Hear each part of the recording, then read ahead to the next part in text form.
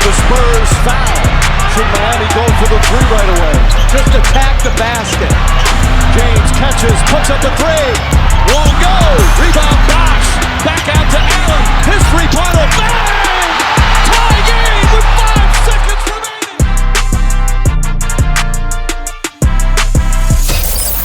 Welcome to the Ultimate Super Coach and Fantasy Sports Show. You are now listening to the Insight Fantasy Sports Podcast.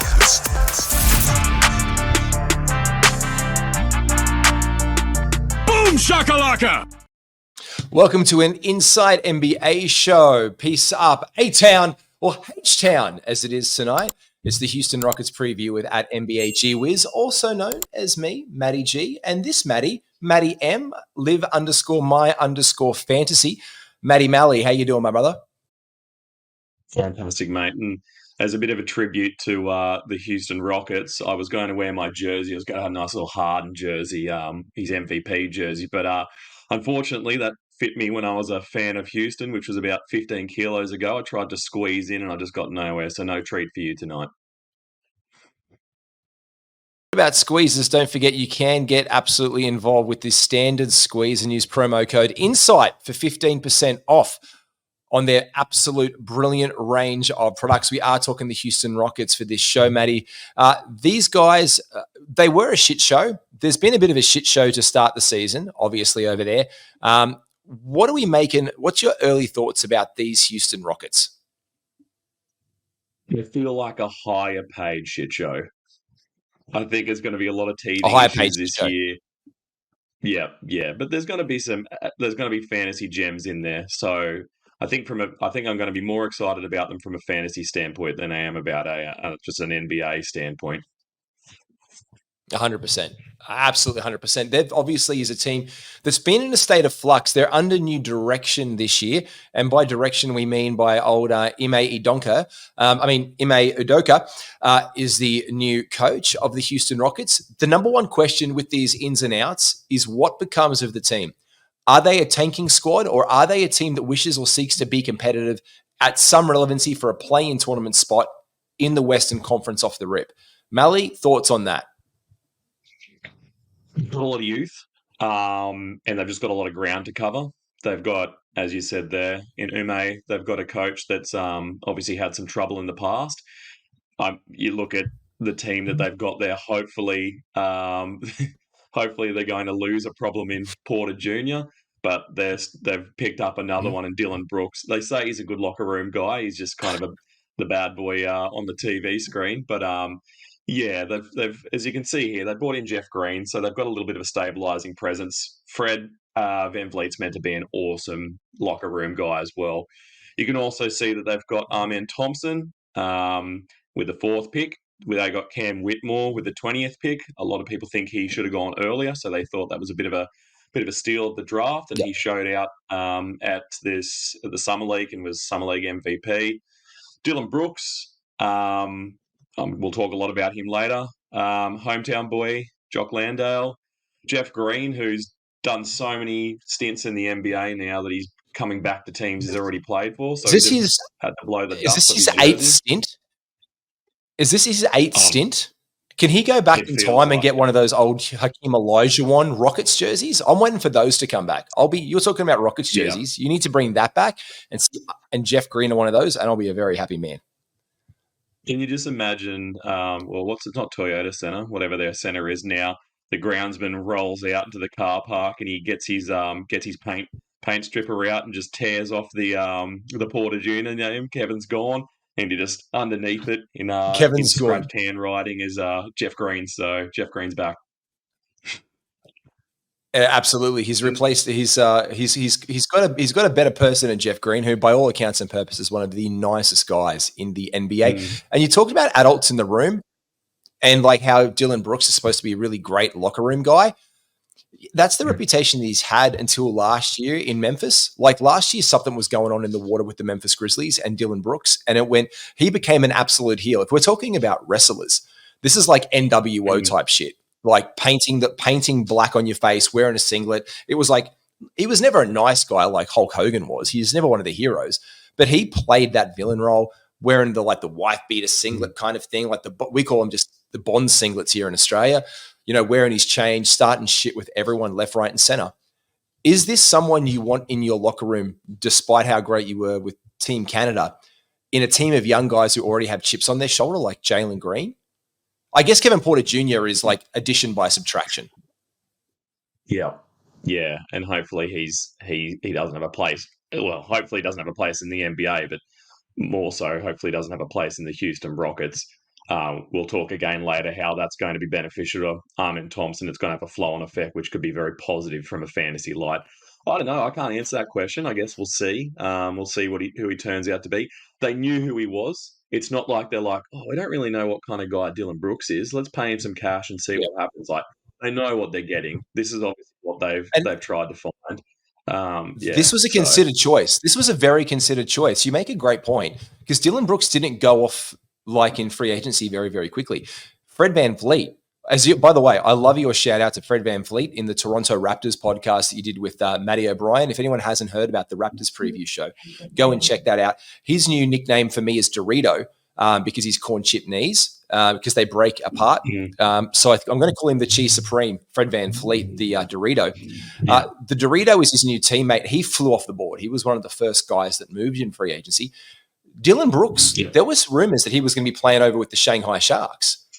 Dwight Howard was saying, former Houston Rocket, mind you, come over. And this was a calculated choice by the organization to bring him in. So on those ones there, the guys we want to keep obviously in mind for a fantasy standpoint this year, definitely Fred VanVleet, definitely Armin Thompson in a late round flyer capacity, definitely Dylan Brooks. And I'm saying definitely Dylan Brooks because he has been left on at the end of mock drafts in the 150s, and you can get some points and some usage out of him late threes. So here's a flyer at a last round guy because he can bring you something back. Obviously, the guys who are out here right now, none of them are really going to be fantasy relevant, apart from Bruno Fernando. If somehow God decides to divine into Ime Udoka that he should be like Steven Silas's starting man in Houston, no one there apart from obviously Porter Jr. that impacts it. This is what I'm really curious. You put together for us our plus, our minuses, our sidewayses, where we think they're going to go. We obviously know guys are going to be positive or minus on their overall outcome of last season. So this is purely an exercise. Will these people end up being at the end of the 23-24 fantasy season better or worse than they were in the 22-23? Talk us through it, Malley. Fred's earned himself a little negative symbol, and I think that purely comes down to minutes. He's not going to get the minutes that he got in Toronto, and I think that'll be a godsend for him and his knees. He might get to see the other side of 30 and still be in the NBA. Well, he's not playing. What was he got there? 36.7 minutes. That's unreal. But I think the field goal percentage, I think, is going to stay much the same. He's going to get to the top of that arc. He's going to have a look to the left. He's going to have a look to the right and go, oh, shit. I guess I'm just going to put it up myself. And I think he's going to hopefully bring his 3-point percentage, which was always something that he could hang his hat on, back to a good place. But the assists are delicious. 1.8 steals. He's always been a big steals guy. He's just a hustler.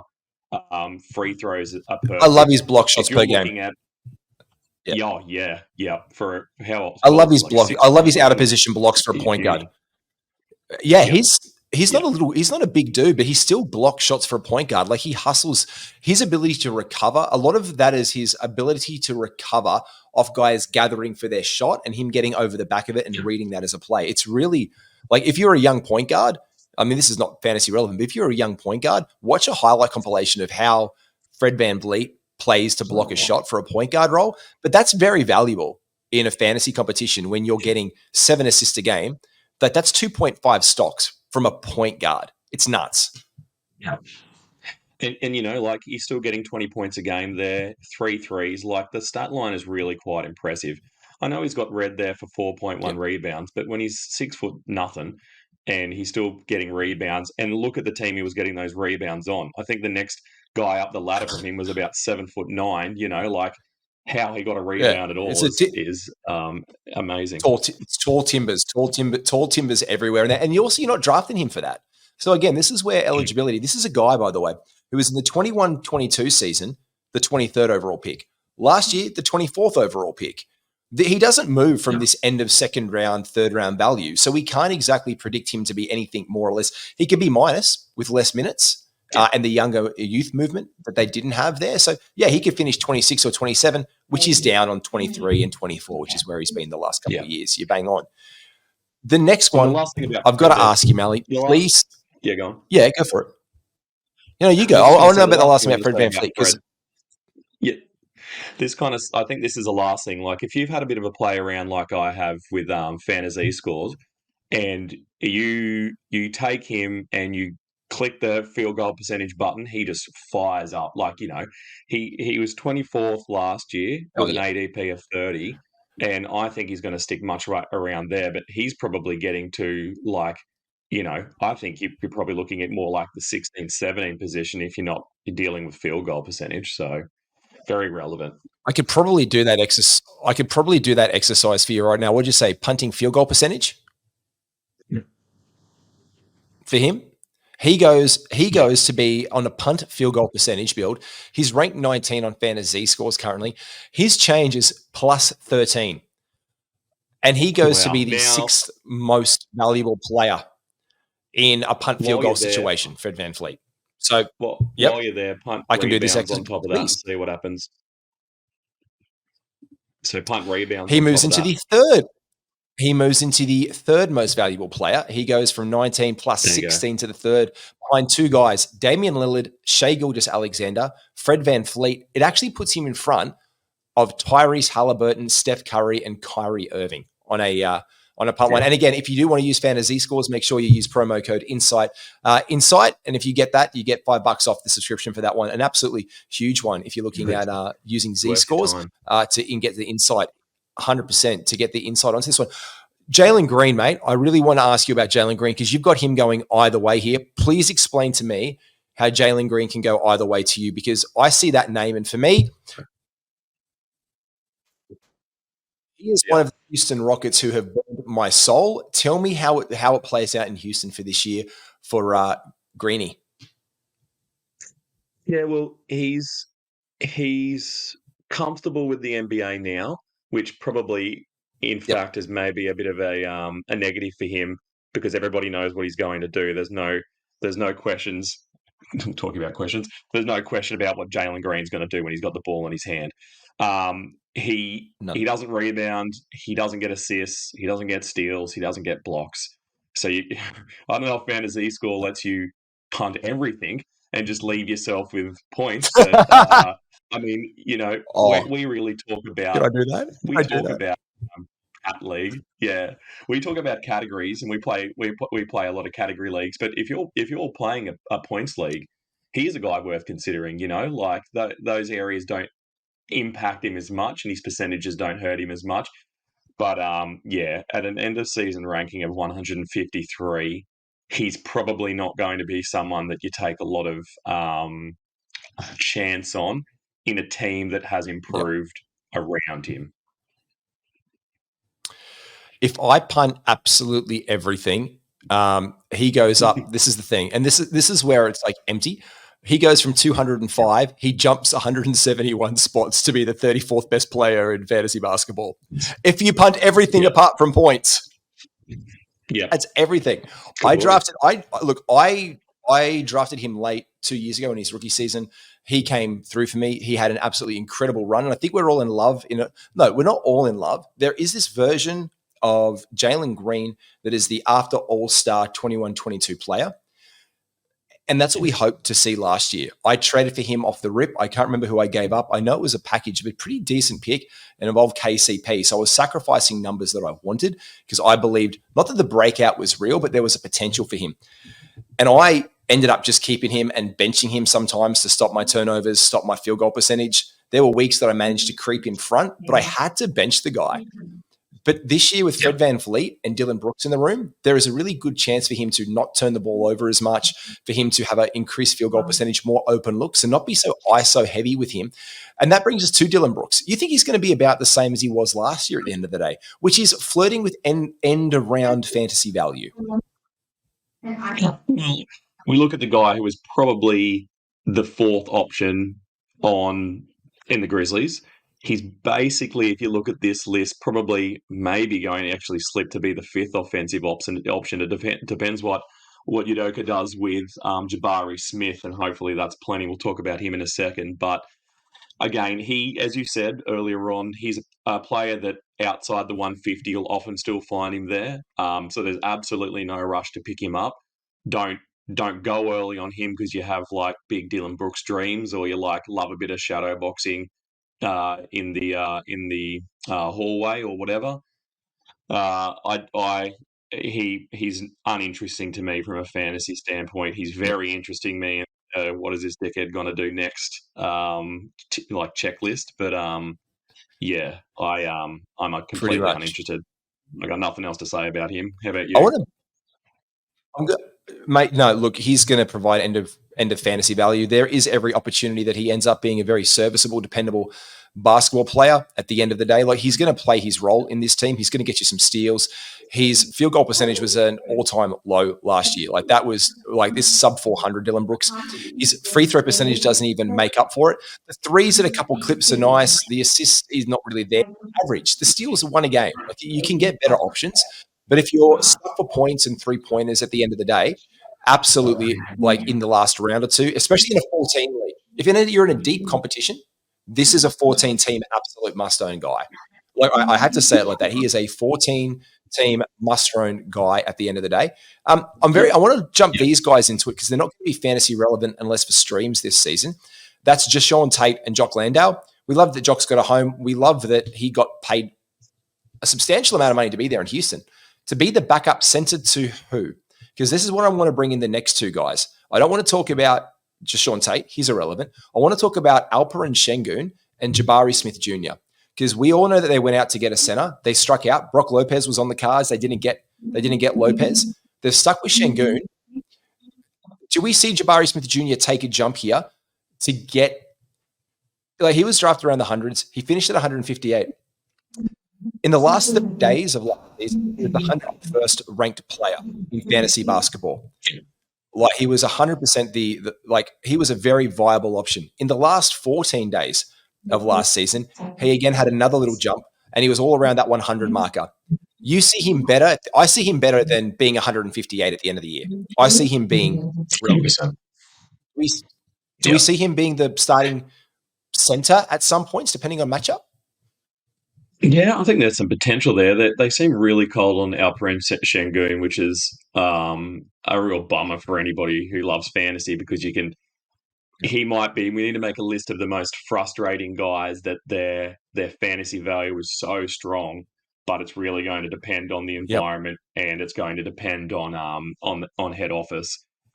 I think Jabari Smith Jr. without a doubt is going to be better than the 158. And if you're a strong believer and you're only as good as your last game, you'll be pretty happy because his summer league form was pretty impressive. So sensational. It was sensational. Yeah, maybe he's shaken off those, the rookie jitters. Usually, big men who are rookies don't kind of suffer as badly as he did. Where they took him in the draft was probably a little ambitious. But we were talking about him being the number one pick too. Like, he was like Jabari. There was all about. There was this shadow boxing going on between Houston, OKC, and the Orlando Magic. Like, there was a very strong consensus that Jabari Smith Jr. was going to be the number one pick in last year's draft to the Orlando Magic to a point. And then they didn't. It was all a ruse. And apparently they had their man from day one, which was Paolo Banchero. And he came through, and he was great for them. Chet then went number 2. He was always going to OKC. He was always going there. And that went Jabari at number 3. Sengun is going to be one of those frustrating guys. Tara Eason, the other rookie in the team last year, there is a real – I know we called it – his nickname was Tari preseason because he showed out. And he does have – but you see he has potential. But you see across the board – he doesn't do anything overtly well. We're in love with the breakout potential of Tara Eason, not in the real world ability for him to convert at a really high clip. His steals and blocks, getting you almost 2 stocks a game, are fantastic. Rebounds at 6, but he hurts your free throw percentage. He hurts your field goal percentage. He doesn't really rack up the points unless on a heater. And in this kind of Houston Rockets team, He doesn't need to be the heavy offense kind of guy and show out to win you a game down the stretch. It's just not his forte, and he doesn't get you more than a 3-pointer a game. Which brings me to this. Your starting five, Malley's projected starting five for the Houston Rockets. Tell me about this, mate. Just before we move on from Tari Eason as well, just like it's probably a bit of a cautionary tale. Like, don't get too excited about what happens in the preseason. Like, look at the projections, try and have a head on your shoulders and be level-headed about the way that you think about things, because I think people, and when I say went early, they were still taking him over the 100 mark. It wasn't like he was slipping into people's 60s or whatever, I hope. I'm sure someone did. But yeah, I think given minutes and given a chance, I was actually really surprised that he got 21.6 minutes, because I did not think he played those minutes. Especially on a trash team that was going nowhere. They would have given him some opportunity. I'd love to see him play. I hope that if Jabari Smith enters the season like not exited, but played for most of the last season, Udoka has said, and I'm going to talk about this later, I've got a good quote from him. He said that I've got no one locked in, I think, besides Fred VanVleet. So it's best man gets the job. So if Jabari Smith stinks it up, even as a first-round pick, and Tari Eason can come in and do Tari Eason things, that would be exciting. So don't rule him out. Yeah. No, it's a cautionary tale as to watch, but don't invest heavily. I'm of the opinion, and I said this today, Mick, and I know I'm probably going to get burned alive at some analyst stakes for this. I do believe in the preseason, because there is elements of the preseason that you have to give gravity to, not the whole picture. You don't be like, oh, they've been on a tear for 6 games. But what I pay attention to is this, and I look really closely at this. Who is the starting 5 in the last 2 or 3 games? Who are the starting 5s that matched up against? So if they're going to be, if it's a Clippers and Lakers preseason game, for example, let's just say, and they roll out their best starting 5s for the first quarter. Oh, I'm really interested. I'm 100% interested in who they put in as their starting 5 and how they play as a cohesive unit. That's where you can put a little bit of stock and trade into the preseason. As a whole picture, it's like Summer League. It's this beautiful little thing that we do to get people's appetite for the NBA. But if you can use these very small sample sizes to give you an indication of where they might be leaning for minutes, what that rotation is going to look at, because they usually bring them out there maybe then to start the second quarter, 3.5 minutes in, there's subs and they're out of there. LeBron James plays 18 minutes, he's on the bench. But that's what we want to talk about, but tanking teams or teams that are getting used to being cohesive, like the Houston Rockets, I actually might watch their preseason a little bit more closely, because this is a very new group. And I'm pretty sure with a brand new coach, they want to give that an opportunity to thrive as much as possible. So I am paying a bit more attention to teams like the Houston Rockets to see what they do under Udoka, see what they do with Fred VanVleet, Jalen Green, Dillon Brooks, Jabari Smith Jr., and Alperen Sengun in a starting 5. Because if Sengun doesn't show out as a defender and is getting absolutely torched, there is every chance come the season that Jabari Smith Jr. goes as a small ball 5 and Tara Eason is a starting power forward all of a sudden. I mean, there's a pathway for that. Yep. And, that's what we're supposed to do here. We're kind of rattling the bones and scattering them on the ground and trying to figure out what message we're being read, reading the tea leaves. But I think that's why when you get to those last few picks, you take a risk on someone like not Jabari, on Tari Eason, or you take a risk on a Cam Whitmore, because you can see a pathway for minutes. I've said here as my first dot point that there's 100%. Relative safety in this being the starting 5 for the first night. Yep. But beyond there, I think that Fred VanVleet is the only one who's in a safe position, unless he's injured. I think Jalen Green is in a position where he could probably lose minutes, but I'd say he's the second safest. And then I wouldn't be terribly confident that Dillon Brooks. I think the only thing keeping Dillon Brooks in a starting lineup is, 1, they paid him a fair bit, and 2, he gives me Buddy Hield vibes, that he isn't a dude who wants to play behind somebody, like, regardless of what the front office think and what Ime Udoka thinks. But I think I said there that Eason's best shot at seeing starters minutes as the year progresses. I think he's not the 6th man, but I think he's a man who might get his opportunity, like I said, with Jabari Smith potentially shitting the bed again. But I've got there as well that will Jabari will Jabari see a rookie season or a summer league season? Like what kind of Jabari Smith have we got coming in? We all know the one we'd like, unless you don't pick him up, and then you're quite happy for him to have a stinker of a year. But if you grab him, you're obviously going to want him to continue from where he was. Then again, like you just talked about there's being worth in the preseason, and I agree with what you said, but I think there's even less worth in looking at summer league. He was stomping on guys who are like 100%. bottom of Eating them ladders alive. in the NBL. Yeah. So like, 100%. of course, he should it's have just like a gone whole out bunch of there and, guys like, just murdered people. Yeah, he did, and Actually, rightfully so. And that's what you want to see that though. You do want to see that from these guys entering that second year. I mean, that's something you want to see. You want to see your guys who've got a little bit more NBA chop about them after a season coming in there and being like, I don't even need to be here, dude. You need to be here. Like, I want to see that. I want to see that kind of balls to the wall play by my Jabari Smith Juniors. What were you going to say, Mals? I was just going to say too, if he, one thing I would love to read into very heavily is if he came out in summer league and they made a mess of him and embarrassed him, there is a strong message. That's the message that says, don't pick up this dude. Like he can't even run it back with like these fellas. So I think it is, and I think it is Cam Whitmore as well, as you said as well. Cam Whitmore is the guy that was in summer league with him. They got a lot of attention. Your summer league MVP. This is a guy who was Dylan Brooks 2.0 with a chip on the shoulder. Like, you might as well call them like Chip and Dales, like these blokes. These guys. Cam Whitmore was a lottery pick. Everyone was lottery pick. He was going down draft boards. He could have been a Warrior, a Laker. He could have been in these teams that should have probably taken him. But all the off-court dramas, talk of injury with him, pushed him down the ladder board. I know we're going to talk about that really soon, but you're right here. With Silas gone now, Udoka in, and it's a better chance of not upsetting players because there was a little bit of, let's not overlook the elephant in the room here. That was Jalen Green and Kevin Porter Jr. didn't have a good relationship last year. That impacted Jalen Green's relationship. Jabari Smith Jr. and him were like bickering each other within the first week of the season, and they never recovered. Yeah. So you've got to come in and take a unit. You got new players in here, and you said you got to be the man in the room. You have adults in the room, and I don't know if Dylan Brooks is the adult in the room. I think Jeff Green is an adult in the room. He's a grandfather. I think Fred VanVleet is a grandfather in the room. I think he's an older statesman there. There's a lot of young guys, which makes me nervous, but I do see Udoka stepping up because I think it's a bit of a redemption tour. Let's not forget this. This is a redemption tour for Ime Udoka.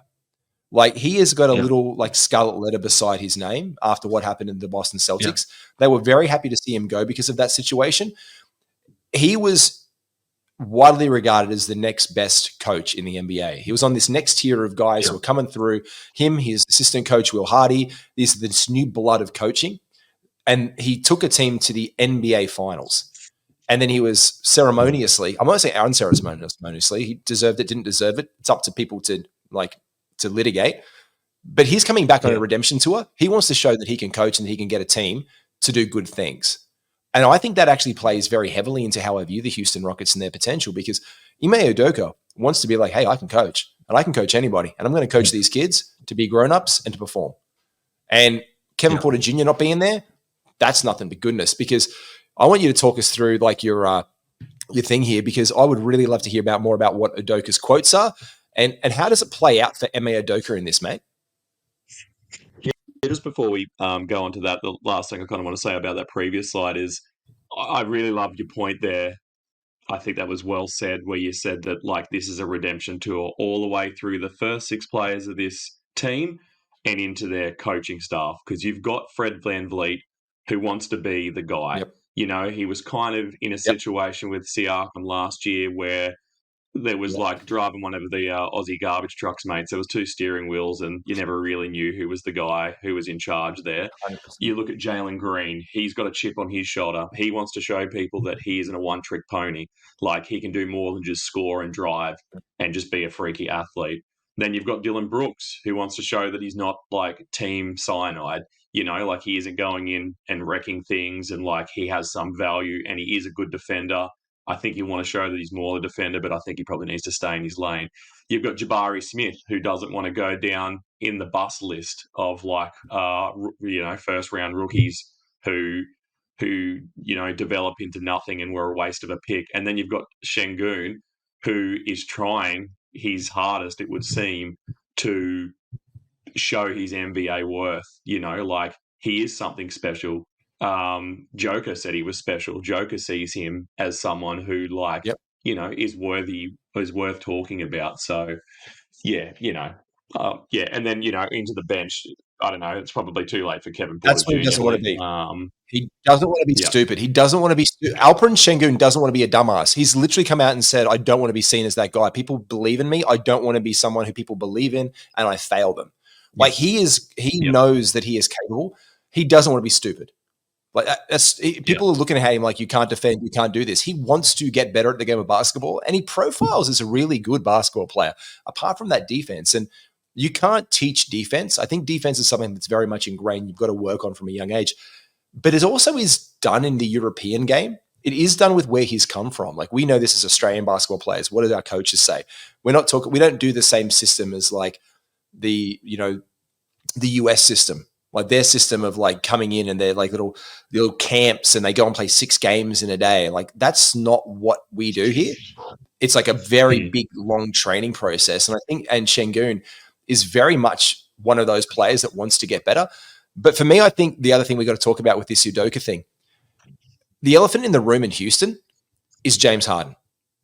And it needs to be said on this podcast that James Harden was a Houston Rocket. But Ime Udoka did not like him. It did not want him there. It was like the worst kept secret in inner NBA circles. I've heard Bill Simmons talk about this a few times. I've seen articles about this now. James Harden was destined there. And the domino effect that Ime Udoka going to Houston has caused in the NBA is massive. It could end up with James Harden being a Clipper because anyone can pick where they want to work. I don't know about you, but I want to go and work for Google because cool, man. That's what I want to do. Yeah. But James Harden not being there was by design of Ime Udoka and his new regime in this organization. He selected Fred VanVleet instead of it. That then cooked up Harden not going there because that's where he was going to go back to Magic City and eat his chicken wings and his strippers. Eat his chicken wings and his strippers. And then he was going to do whatever the hell it was and play basketball for the Houston Rockets. Udoka said no. He chose Fred VanVleet. Yeah. This is by design. And this is, again, addition by subtraction. What does he add to this team in a new direction of Houston Rockets in the redeem team that is their 23-24 season, mate? Take us through some of Udoka's quotes and how that's going to shape us in fantasy this year. Yeah, so we're kind of, again, we're reading the tea leaves a little bit here, but one thing I think you and I can both be pretty confident of is he's going to be better than Silas. Like, poor old Steven 100%. Silas, he was an absolute stinker of a coach. So, he probably doesn't get a lot of good guy points. Hopefully he comes into the center wearing his chastity belt and they keep him away from the other staff. Maybe he gets a little shock collar or something. If he tries to go near the women, they zap him. But, that's my 2 cents. Yeah, but I've written here as my kind of lead in that Udoka is no joker. Like, he seems like a stern man. Yeah. He's got a plan. Yep. I think he's the fact that he's not backwards and going forwards and he kind of speaks his mind has got him into trouble when he was with Boston Celtics. But yeah, I've got here they hope, from what I've been reading, that Sengun under this new coaching scheme will get more of a run. I know what you said before, a lot of what we've seen doesn't really point to that. They weren't big at him last year under Silas, and they obviously had a little chop at getting Brooks and didn't. So, it must be very hard for him. They wanted Brock Lopez. They wanted Brock Lopez. Yeah. Yeah, and they were shopping, like he knows that. So, but yeah, I put here that maybe there'll be a dip in volume for Green under this new regime, which will hopefully see an increase in his efficiency, and he's going to be getting set up by who? I don't. This is obviously a subjective statement, but it feels objective from a better point guard.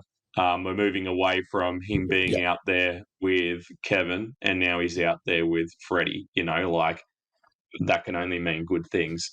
I've written here, and we got to say as well with that defense. You're gone. Oh, so I was going to say with that, we've also got to like put into the fact that Kevin Porter Jr.'s contract was tied to, and this is just talking from a purely business standpoint, Kevin Porter Jr.'s contract was tied to incentives of not basically fucking up. So he had to be decent in the locker room, being a good boy. And he was towing the line to a certain point for him. Like, obviously, you know what? I'm not going to disparage the guy. What he's done is wrong. The guy needs to get treatment and get better to be a better human being. I'm not going to just hang shit on the person and be like, they're shit. No, what he did was wrong. That's bad, very naughty, and it's wrong. Not a good bloke. Just do better, get better. But what that invariably does in an organization like this is it takes someone out of a system and leaves an opportunity for someone like the Jalen Green, as you said, to maybe get better quality with the volume and not have the pressure of being that other guy to prove anything. He can just be part of a system for the first time in his career. Yeah. And I know this is getting on my soapbox a little bit, and I will try and pull it back around to fantasy after this, but you know, I've got 2 kids. I know you've got a little one. Like, we hope that they grow up to be NBA fans. I don't want my daughters finding out that someone like Kevin Porter Jr., who's supposed to be a role model, like he's on the big stage, is out there choking women. Like, you know, it's not fantasy, but hopefully he gets what's coming to him. We're both educators. We work in the sector. We believe in kids and good messages to them. To be fair, I had a Ja Morant figure given to me, a Pop Funko figure, and the second that he got suspended for gunplay, I took it out of my classroom. I didn't want kids seeing that. I didn't want that in my classroom. I got Penny. Off he goes. He's sitting in a cupboard somewhere that I can take him out in a couple of years' time and be like, oh, that's a cool pop. I'm like, yeah, it's cool. That's Ja Morant. He's never done anything wrong. Or failing that, you can melt him down and make a cane, and then you can get out the Ja Morant cane when the kids aren't pulling their heads in. You might need a time machine do that. Too, but 1984. Hello, here we come. Yeah, we're back. I've said here that there'll be a scramble defense, which is going to be set in motion by FEV. Freddie's going to be out there giving opportunities for Green to find lanes to attack with.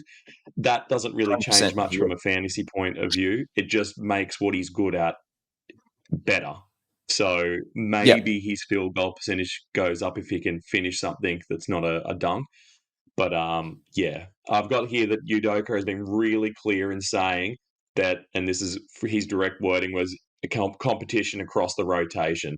So I took that to mean, whether this is what he meant or not, that Whitmore and Eason are waiting in the wings, and same with, and someone else I probably haven't talked enough about, Amen Thompson. He's probably in a position now where he's going from being a rookie that wasn't going to get used much to hopefully, with the perceived absence of Porter, getting hopefully some backup guard and point guard minutes. And the last thing I've got here on this before I kind of play on to my other part of my slide is that we know that MA loves defensive-minded players. So Brooks is kind of ticking all the boxes.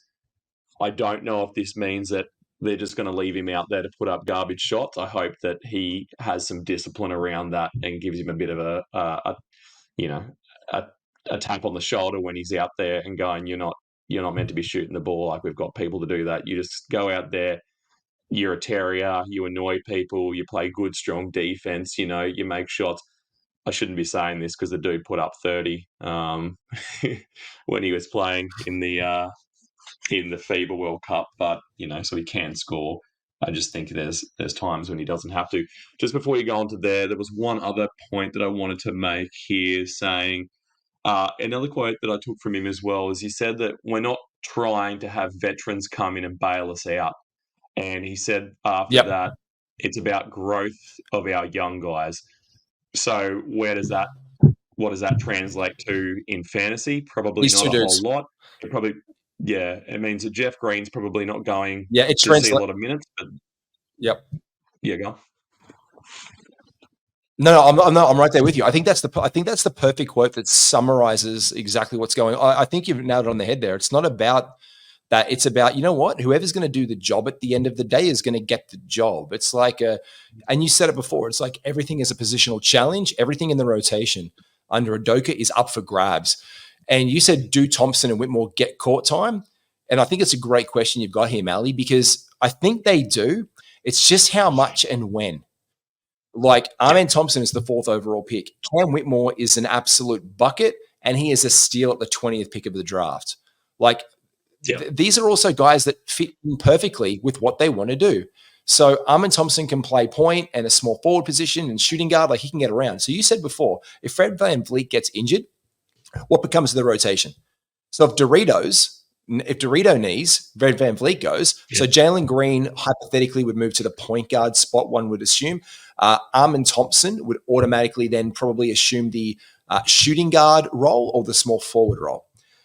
If there is an injury to Dylan Brooks, we could probably assume then that Cam Whitmore will come in and take that role, because there's not a lot of depth outside these guys. If you look through them, if you really look through that team at the end of the day outside this with the injuries, who comes next? Well, Tyra Easton is going to be a backup power forward. You're going to roll out Jashawn Tate again? Like, if Sengun goes down, Jock Landale is going to all of a sudden get minutes. But this is where these guys become, especially with an injury guy like Fred VanVleet, become more valuable, as you said, man, because they're going to earn it somehow, and that's where you're going to get a return. Yeah, and they've got Aaron Brooks sitting there too, but I think he's one of those guys that, they just have him locked in a back cupboard somewhere, and they'll give it 3 knocks if he needs to come out. Hopefully, best case scenario, I don't wish ill upon anybody, but if they're going to have an injury, Fred VanVleet and Brooks, hopefully they smack heads and run into each other and get dual concussions, because then they could put Amen and Whitmore in, and they've replaced an offensive and defensive guy with an offensive and defensive guy. It'd be perfect, because that's probably Amen's limitations. If he ends up in that starting 5 and he has to replace a shooter, they're in a bit of trouble. They are. He doesn't show out as that. Look, the people are high on him and what he could potentially become. It was just not going to be him in his rookie season. So these guys will get court time, especially we'll get about the overs and the unders in a second, because I think that's what really comes into play with these guys. Like, just like last year, this was a team last year that won 22 out of 60 games. They were predicted to win 23 out of 69, of 82. So that was their prediction for last year.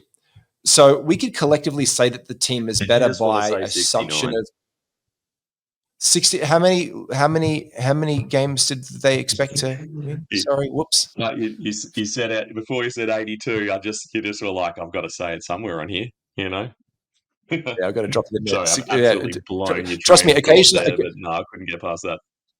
Yeah, you have. Occasionally, I put my eyes up here and I looked at Amen Thompson's height at 6'7". I'm like, why is he sitting at 6'9"?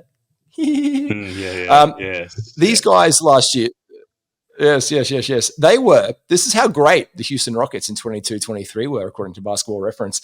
They were the 28th best team in SRS. Their pace was 16th, so middle of the pack. Their points per game was 28th for apparently a team that just wants to score and throw the ball up. They did throw the ball up. Damn. It just wasn't very efficient. Their opposition points a game, they let in, they were the 28th worst team. Like, they were not very good at all. Their net rating was 28th of 30 teams. Their defensive rating was 29th, and their offensive rating was 27th. It was collectively not a very good basketball team on what was also, to be fair, a tanking basketball team to reap the reward that is Amen Thompson. But when we talk about it for this year, this is their young stack, their Malley's fantasy lens for them. We're talking about this because I want to come back to the lens, because their over-under is actually a considerable jump. That's 8 games, basically, they've got to win more this season. So their over-under right now is at 31.5. So through that lens of whether they can hit that or not, instead of just saying, oh, I reckon over or I reckon under, take us through your fantasy lens for this one and see if that impacts where you come to at the end of the day, Malley. Yeah, I'm starting to feel like that is achievable. I think that 31.5, was that the number? 31.5? 31.5. Yeah, it's hard to look at a team in a vacuum, because I know when I feel like this team's got better, I really feel that about a lot of the teams in the West as well. So, it's hard to just say they will improve, because as they move up and improve, so do the teams have some of the teams around them. But when I'm looking through just purely from a fantasy lens, these are my predictions. This is where I've got these guys sitting in my draft order at the moment. So I've got Fred VanVleet at 22. I'd be very happy considering a punt and maybe a punt, field goal, rebound build, that he could go up all the way to maybe that 16th spot for me. So I could pick I'd be quite happy to pick maybe a Damian Lillard in the first round and then get him. My guards are done. I've just absolutely compounded my points. My steals looking pretty delicious. My free throw percentage is great. Two guys who can get to the line, one a little bit more than others. But my point that I've said there is he's a versatile guard. He's got proven fantasy pedigree. But the downside of him is he won't play the minutes that he will in Toronto. Bad for fantasy, good for knees. Yep. You got. By the way, this is me taking a photo of your big board because I know we're in a draft together. I'm just going to have a little bit of a cheeky look at Malley's big board at the end of the day for where these Rockets stand out because I know we're drafting against each other in a couple of leagues. You've got Sengun as 59.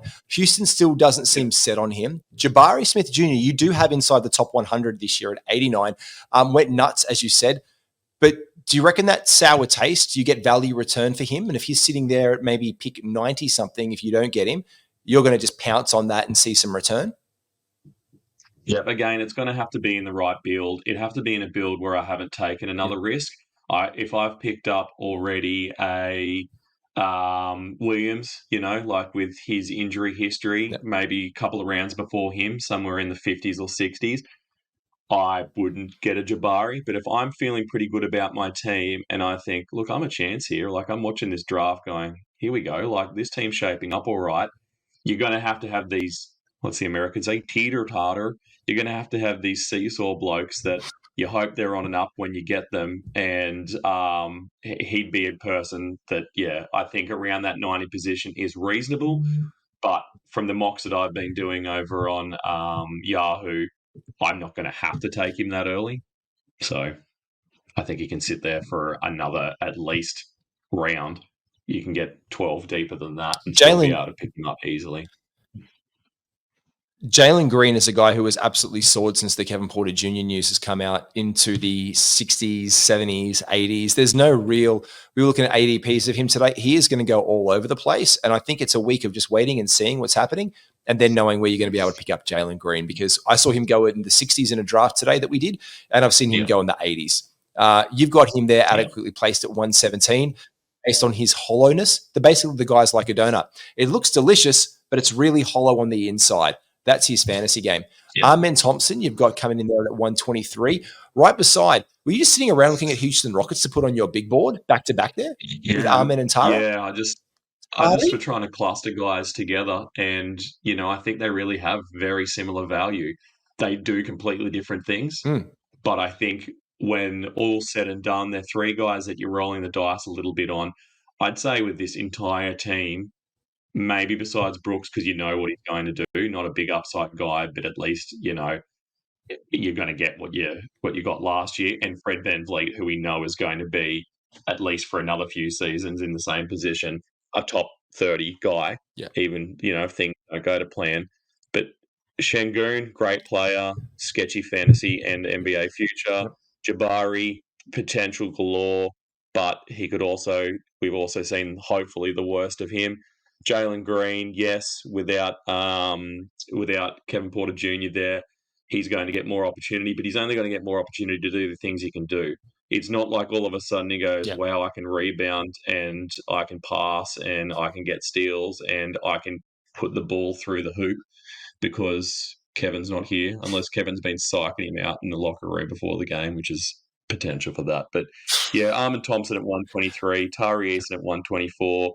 I said I like this analogy that he's Tari Eason and probably Amen are both like the Grim Reaper. They're standing there with the sickle at the locker room door. They're just waiting, licking their lips, waiting for an injury, waiting for a stuff up, waiting for 5 shite games in a row from Jabari Smith.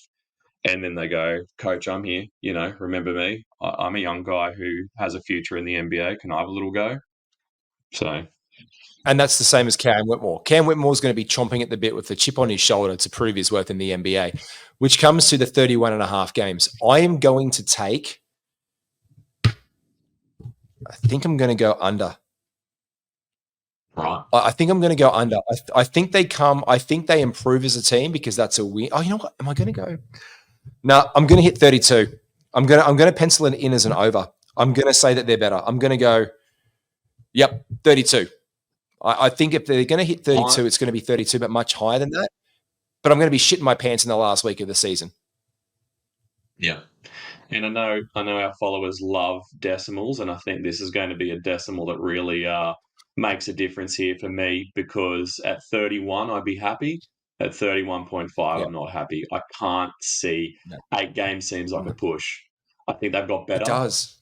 But they're going to have to gel. They've got a new coach. They've got they're completely different to what they were last year. So I think I'd be very happy if I was front office and that they got to 31 this year.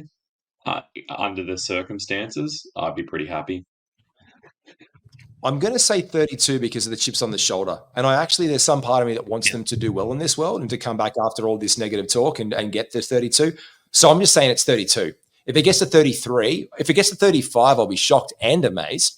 But I think they can get to 30. It's those 2 games, especially silly season when they're possibly tanking, that I don't trust. That's what's going to do my head in a little bit come the last week of the season. So for me, I'm going to say yes. And where do you land at the end of the day, Mal? Under. I'm going 30. And I just think like you just provoked my memory there too before we sign off, that with the tanking that we had to worry about last year when we had this freak of a human being in Wembanyama, the draft class next year doesn't look as exciting. So hopefully we're behind these like tanking panics, like the reward you get from tanking and upsetting your fan It's base, not going to be the same. losing money, getting called out for being a tanking team. I just don't think the reward's worth it. Last year, I mean, Spurs shamelessly were like, fuck it, we're like, this is us. This is what we do. We're doing everything we can to really like take the piss out of the rules. Yeah. So 100%. No, 100%, man. I couldn't agree more. I think tanking will happen. I don't think we'll see it to the extremes. But could you do competitive tanking? We're going to find out this season, because I don't think there's so much more on the line where you've got a generational talent coming in like Victor Wembanyama. There's talent because it's an NBA draft, but to the level of that, and we've got to look at the last couple of draft classes as well. We've had a couple of really good draft classes.